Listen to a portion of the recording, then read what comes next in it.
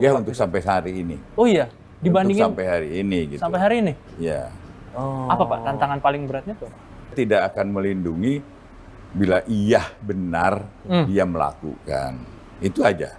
Tapi tolong dinilai secara objektif itu aja. Ya, kalau dia memang nakal ya terserah, saya nggak akan melindungi. Kalau nakal. Tapi kalau tidak nakal tolonglah jangan dibuat-buat gitu. Dalam perjalanannya kan hari ini Kejaksaan sudah menetapkan 9 tersangka. Ini ada kemungkinan akan bertambah. Pasti ada. Pasti ada. Pasti ada. Hanya cuma tinggal tunggu waktu aja. Iya, tunggu waktu. Mantan komisaris utama Pak Ahok dipanggil oleh Kejaksaan Agung. Ini kan sempat menimbulkan pertanyaan, mengapa komisaris utama dari sebuah perusahaan induk dipanggil untuk bersaksi tentang korupsi yang terjadi di anak perusahaan, sementara direktur utama Pertaminanya saja belum dipanggil. Kan belum. Apa penjelasan soal itu? Kalau Pak Ahok kan Pak Ahoknya memang yang minta, ayo saya diperiksa kan begitu. Kan itu Pak, tapi kasus korupsi Pertamina ini kan migas Pak ya. Keuntungannya dan kalau kerugian kita gede, keuntungan mereka besar tuh, ya kan? Apakah memang kasus ini menjadi salah satu kasus yang paling menantang lah, paling susah untuk diungkap? Ya untuk sampai hari ini. Oh iya, dibandingin untuk sampai hari ini gitu. Sampai hari ini? Ya. Apa Pak tantangan paling beratnya tuh? Tantangan paling berat untuk mengungkap aja, gimana mengungkap? Karena ini kan udah berjalan lama nih.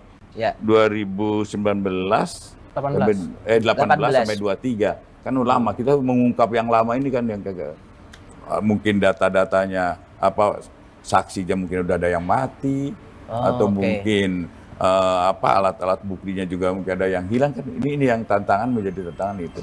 Karena constraint waktunya itu memang sudah kan bisa aja yang namanya menakal ya udah sekali begitu selesai dibuang lah. Ya barang bukti udah pada diamankan semua ya. Nah, tapi dibalik semua itu Pak, dari banyak kasus yang kemudian diungkap oleh Kejaksaan Agung. Ini aku tuh pengen tahu Pak, Jaksa Agung ini gimana caranya kemudian selalu memunculkan motivasi dari untuk anak buah gitu. Karena di awal-awal Bapak masuk tuh kan aku sempat ngikutin Bapak tuh, yang disampaikan Bapak berulang-ulang tuh adalah ayo kembalikan marwah kejaksaan, ayo ini. Nah, setelah berjalan kemudian dapat TT itu tadi Pak, nah itu kan juga butuh ini lagi. Yang pasti saya selalu membangkitkan semangat anak-anak, ayo kita bekerja terus untuk mengungkap hal-hal yang demikian. Karena tanpa rasa daya juangnya udah lemes ya udah pasti lepas. Tapi insya Allah lah kita lihat kan adanya penilaian tentang kepercayaan masyarakat, itu kan naik. Itu saya bilang ayo kita sudah diterima oleh masyarakat, ayo kita pertahankan, lalu kita lebih lagi, ayo kita tingkatkan. Kenapa?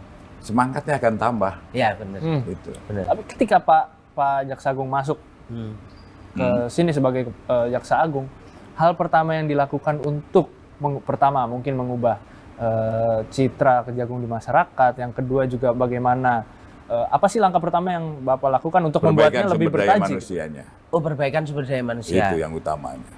Begitu masuk saya kembali ke Kejaksaan. Dulu kan saya di Kejaksaan, kemudian saya kembali lagi. Yang saya benahi adalah sumber daya manusianya. Emang ada masalah apa Pak dengan sumber daya manusia kita waktu sebelumnya? itu? Ya, pertama ya tentunya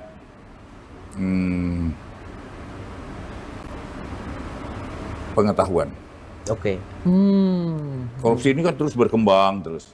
Kalau kita makin canggih lah. Makin canggih. Kalau kita tidak mengikutin ya.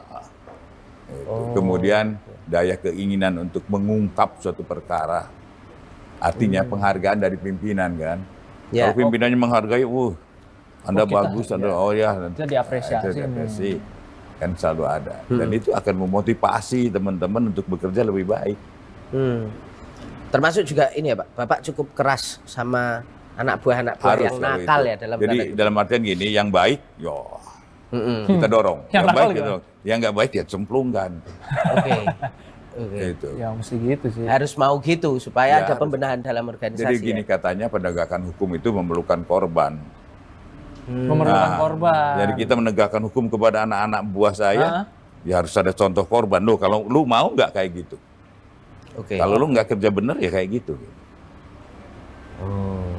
Orang jadi udah ketakutan Iya. sendiri ya kan. Oh ya benar juga gitu. Bukan ketakutan kumisnya, bukan. Oh, bukan.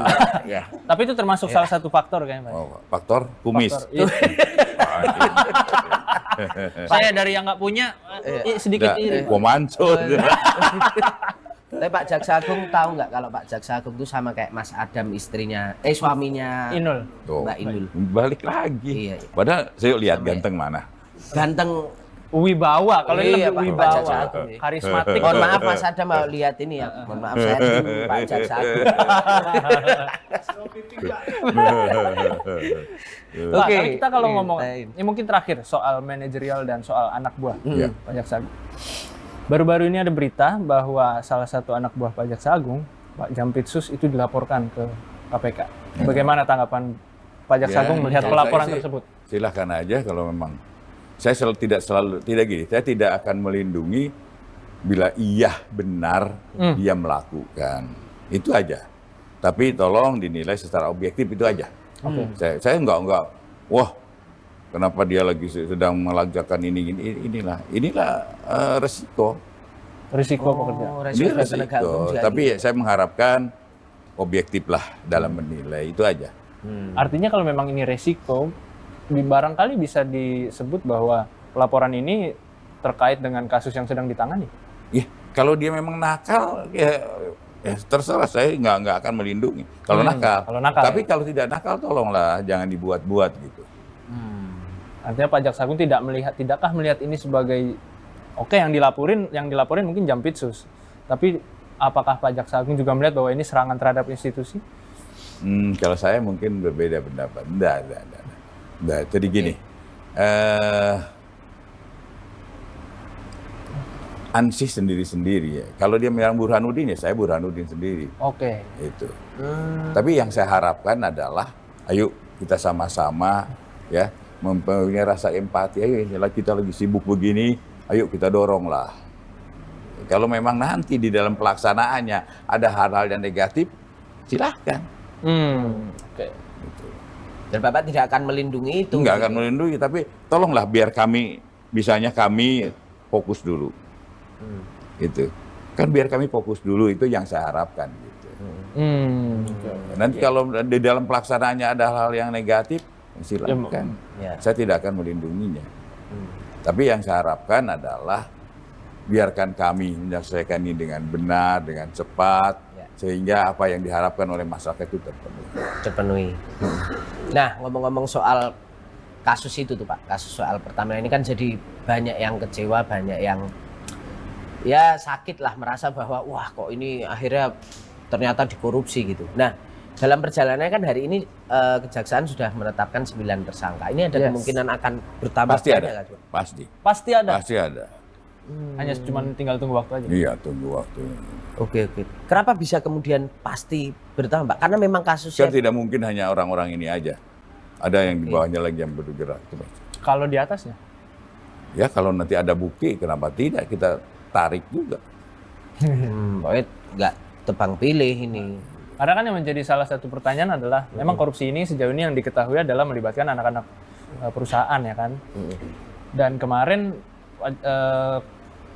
mantan komisaris utama Pak Ahok dipanggil oleh Kejaksaan Agung. Ini kan sempat menimbulkan pertanyaan, mengapa komisaris utama dari sebuah perusahaan induk dipanggil untuk bersaksi tentang korupsi yang terjadi di anak perusahaan, sementara direktur utama Pertaminanya saja belum dipanggil. Kan belum. Apa penjelasan soal itu? Kalau Pak Ahok kan Pak Ahoknya memang yang minta, ayo saya diperiksa kan begitu. Oh. Kan itu kalau mau urutan ya nanti kita nanti ada tahap-tahapannya. Tapi kan beliau minta ayo aku siapa tahu debat memberikan masukan kan begitu. Oh, mumpung Ya, orang yang ternyata mau, ya sekalian aja datanya ya, lebih banyak di kita. Iya. gitu. Ya, kemarin Pak Ahok bilang gitu kan, ternyata kita kaget juga gitu. Iya.